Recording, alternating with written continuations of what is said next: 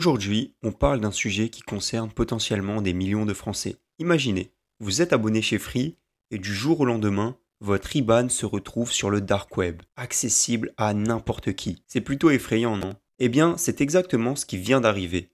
Une cyberattaque massive a frappé Free, exposant des informations bancaires sensibles de leurs abonnés. Mais finalement, comment cela a-t-il pu arriver? Est-ce que votre compte est en danger? Et surtout, quelles mesures prendre? Restez jusqu'à la fin pour tout comprendre. Alors, que s'est-il vraiment passé? D'après les informations qui circulent, un pirate informatique a réussi à infiltrer les systèmes de Free et à mettre la main sur une base de données contenant les informations bancaires et personnelles d'une grande partie de leurs abonnés. Parmi ces informations, on retrouve des noms, des prénoms, des adresses mail et même des IBAN de certains abonnés. Et pour rendre les choses encore plus inquiétantes, 100 000 de ces IBAN sont désormais disponibles sur le dark web et en plus, gratuitement. Et oui, vous avez bien entendu, ces données sont en libre accès pour quiconque qui sait où chercher sur le dark web. Et finalement, ce n'est que la partie émergée de l'iceberg, car le pirate affirme avoir plus de 5 millions d'IBAN en sa possession, et il les vend pour, tenez-vous bien, 70 000 $.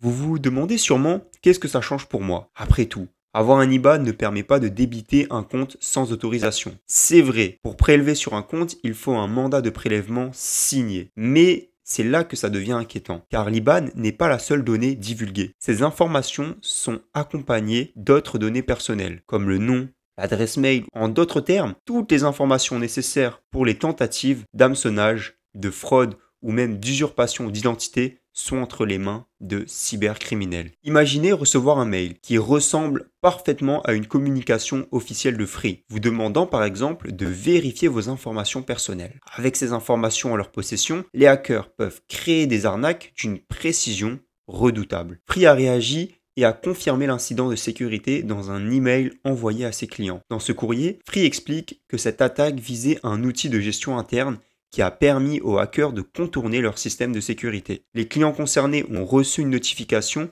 et sont encouragés à rester vigilants, surtout en surveillant leur compte bancaire et en se méfiant des communications suspectes. Alors, comment se protéger dans cette situation? La première chose à faire est de surveiller attentivement vos comptes bancaires. Assurez-vous qu'aucune transaction suspecte n'apparaît, même si le pirate ne peut pas directement prélever sur votre compte avec un IBAN. En cas de doute, contactez votre banque et signalez tout comportement inhabituel. Un autre conseil très utile, méfiez-vous des emails ou messages non sollicités, même s'ils semblent provenir de Free. En cas de doute, ne cliquez sur aucun lien et appelez directement le service client de Free pour les prévenir et pour vérifier. Bref, c'est tout pour moi. N'hésite pas à t'abonner, à laisser un commentaire et à liker. Allez, ciao!